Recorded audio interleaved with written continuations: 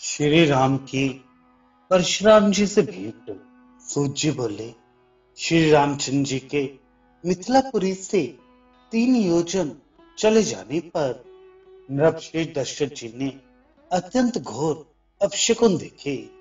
तब उन्होंने वशिष्ठ जी को प्रणाम करके पूछा, मुनि श्रेष्ठ, क्या कारण है कि चारों ओर भयंकर अपशकुन दिखाई दे रहे हैं?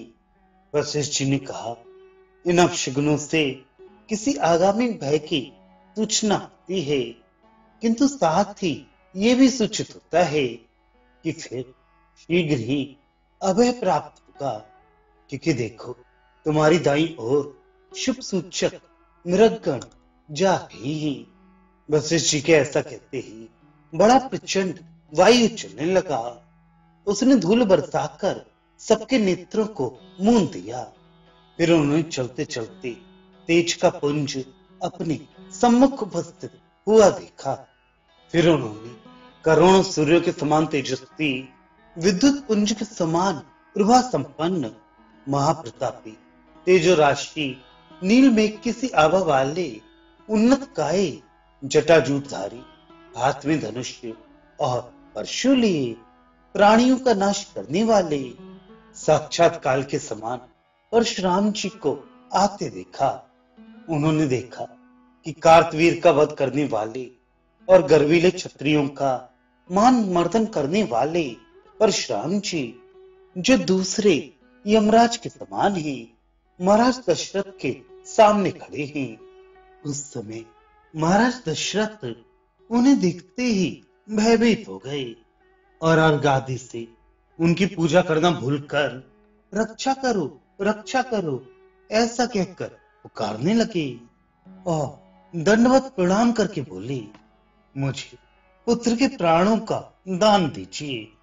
इस प्रकार प्रार्थना करते हुए राजा की ओर कुछ भी ध्यान न देकर उन्होंने क्रोध से व्याकुल हो कठोर वाणी से रघुत्तम श्री रामचंद्र जी से कहा, अरे क्षत्रिय अधम, तू मेरे ही समान राम नाम से विख्यात होकर पृथ्वी में विचरता है।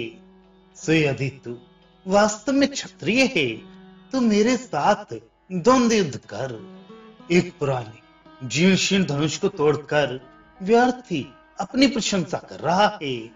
रघुकुल उत्पन्न, यदि तू इस वैष्णव धनुष पर रौंदा चढ़ा देगा तो मैं तेरे साथ युद्ध करूंगा, नहीं तो मैं अभी सबको मार डालूंगा, क्योंकि क्षत्रियों का अंत करना तो मेरा काम ही है। परशुराम जी के ऐसा कहने पर पृथ्वी बारंबार कांपने लगी और सबके नेत्रों के सामने अंधकार छा गया। दशरथ नंदन वीरवर राम ने परशुराम जी की ओर रोष पूर्वक देखते हुए उनके हाथ से धनुष छीन लिया और उस पर अनायास ही रौंदा चढ़ाकर अपने तरकश से बाण निकालकर उस पर रखा और उसे खींचकर भृगुनंदन परशुराम जी से कहा, ब्राह्मण, मेरी बात सुनो, मेरा बाण अमोघ है, ये व्यर्थ नहीं जाता। इसके लिए शीघ्र ही लक्ष्य दिखाओ। अपने पुण्य से जीते हुए लोक अथवा अपने चरण, इन दोनों में से मेरी आज्ञा से शीघ्र ही किसी एक को बताओ, उसी को इस बाण से भेद डालूंगा। अब तुम इस लोक या परलोक में कहीं नहीं जा सकते। अब तुम्हारे साथ मेरा जो कुछ कर्तव्य है वह तो मेरी आज्ञा से शीघ्र ही बताओ। रामचंद्र जी के ऐसा कहने पर भृगुनंदन परशुराम जी का मुख मलिन हो गया। फिर उन्होंने पूर्व वृतांत का स्मरण कर ये कहा, हे राम, हे राम, हे महाबाहो, मैंने आप परमेश्वर को जान लिया। आप साक्षात संसार की उत्पत्ति, स्थिति और प्रलय के कारण पुराण पुरुष भगवान विष्णु हैं। मैं बाल्यावस्था में तप के द्वारा विष्णु भगवान की आराधना करने के लिए अकस्मात परम पवित्र चक्र तीर्थ में पहुंचा और वहां प्रतिदिन अनन्य भाव से तपस्या करते हुए मैंने परमात्मा नारायण भगवान विष्णु को प्रसन्न किया। हे रघुश्रेष्ठ, उस समय शंख चक्र गदाधारी प्रसन्न वदन देवेश्वर विष्णु ने मुझसे प्रसन्न होकर कहा। श्री भगवान बोले, हे ब्राह्मण, तपस्या छोड़कर खड़े हो, तुम्हारा महान तप सफल हो गया। तुम मेरे चिदंश से युक्त होकर जिसके लिए ये तपस्या करने का कष्ट उठाया है, उस प्रतिघाती है श्रेष्ठ कार्तवीर्य का वध करो और फिर 21 बार समस्त क्षत्रियों को मारकर संपूर्ण पृथ्वी कश्यप जी को देकर शांति लाभ करो। मैं अविनाशी परमात्मा त्रेता युग में दशरथ के यहाँ राम नाम से जन्म लूंगा। उस समय मेरी परम शक्ति सीता के सहित तुम मुझे देखोगे। तब पहले इस समय तुम्हें दिया हुआ अपना तेज मैं फिर विग्रहण कर लूंगा। तब से तुम तपस्या करते हुए कल्पांत पर्यंत पृथ्वी में रहोगे। ऐसा कहकर विश्वान विष्णु अंतर्धान हो गए और मैंने जैसा उन्होंने कहा था वैसा ही किया। हे राम, आप वही विष्णु हैं। ब्रह्मा की प्रार्थना से आपने जन्म लिया है। आपका जो तेज मुझ में स्थित था वह आज आपने फिर ले लिया। हे प्रभु, आज मेरा जन्म सफल हो गया जो मैंने आपको पहचान लिया, क्योंकि आप तो ब्रह्मा आदि से भी अप्राप्य और प्रकृति से भी परे माने गए हैं। आप में अज्ञान जन्य जन्म आदि 6 भाव विकार नहीं है तथा आप गमन आदि से रहित निर्विकार और पूर्ण हैं। अहो, जल के फेन के समूह और अग्नि के धुएं के समान आपके आश्रित और आप ही को विषय करने वाली माया नाना प्रकार के विचित्र कार्यों की रचना करती है। मनुष्य जब तक माया से आवृत रहते हैं तब तक आपको नहीं जान सकते। विद्या के विरोधनी ये अविद्या जब तक विचार नहीं किया जाता तभी तक रहती है। अविद्या जन्य देह आदि संघातों में प्रतिबिंबित हुई जिस शक्ति ही इस जीव लोक में जीव कहलाती है। ये जीव जब तक देह, मन, प्राण और बुद्धि आदि में अभिमान करता है तभी तक कर्तृत्व, भोक्तृत्व और सुख दुख आदि को भोगता है। वास्तव में आत्मा में जन्म मरण आदि संसार किसी भी अवस्था में नहीं है और बुद्धि में कभी ज्ञान शक्ति नहीं है।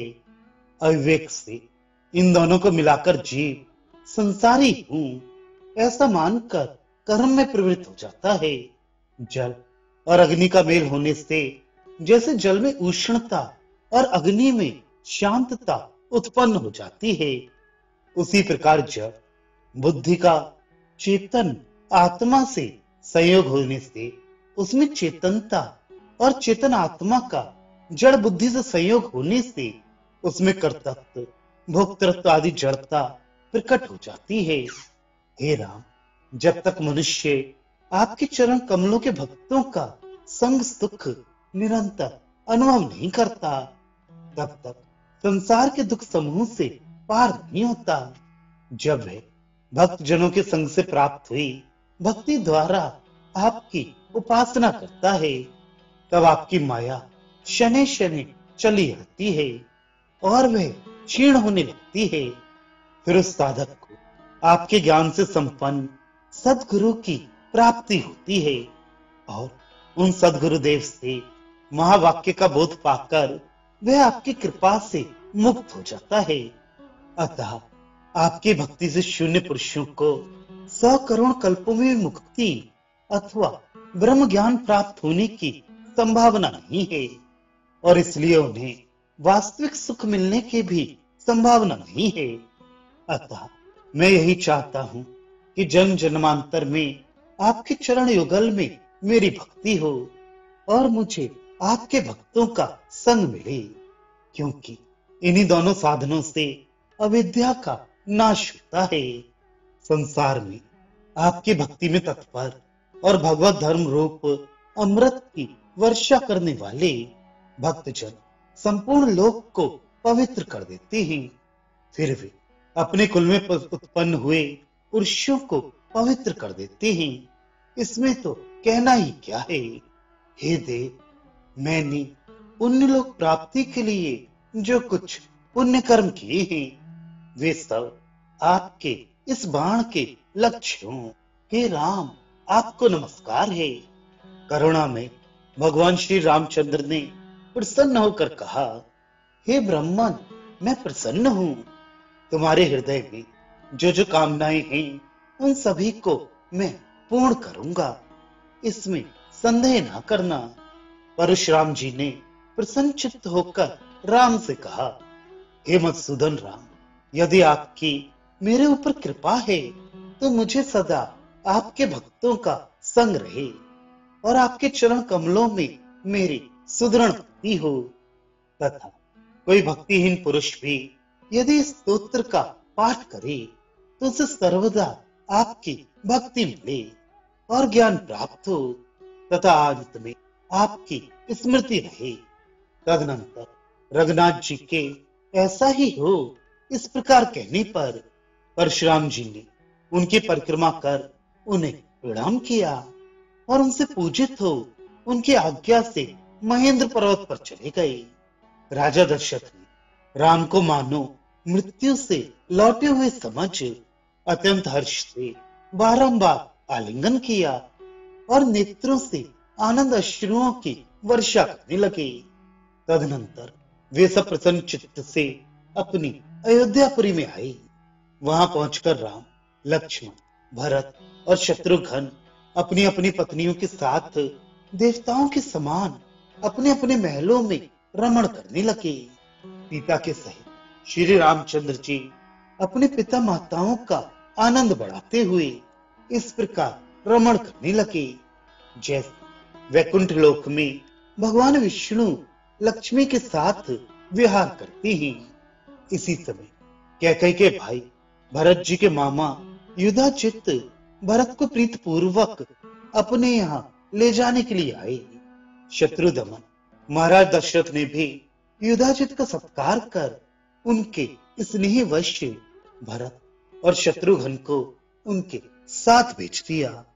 तदुपरांत देवी कौशल्या राम और सीता के सहित इस प्रकार सुशोभित हुई जैसे पुलोम पुत्री शची और इंद्र के सहित देव माता अदिति शोभायमान होती हैं, जिनके गुणगण ब्रह्मा आदि सकल लोकपालों में प्रसिद्ध हैं, जिनकी कीर्ति संपूर्ण लोकों में गाई जाती है, जो सारे मनुष्यों के आनंद समूह की मूर्ति हैं, जो नित्य शोभाधाम, निर्विकार, अनंत वैभव और सदा मायातीत होकर भी माया कार्यों का अनुसरण करते हुए सदा मनुष्य के समान प्रतीत होते हैं।